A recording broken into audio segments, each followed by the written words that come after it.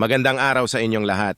Ngayon, tatalakayin natin ang hakbang-hakbang na proseso ng chicken farming. Una, simulan natin sa pagpili ng lahi.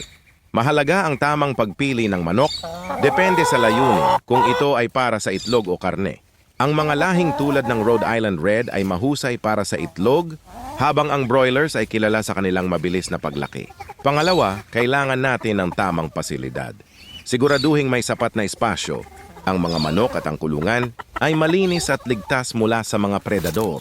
Dapat din itong maayos na ma-ventilate upang maiwasan ang mga sakit. Pangatlo, ang pagpapakain.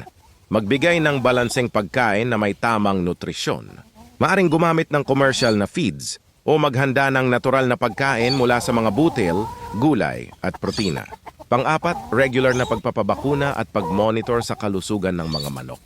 Mahalaga ang preventive measures upang maiwasan ang paglaganap ng sakit. Panglima, siguraduhing may tamang tubig. Ang mga manok ay nangangailangan ng malinis at sariwang tubig sa lahat ng oras. Panghuli, ang pagkuha ng mga produkto.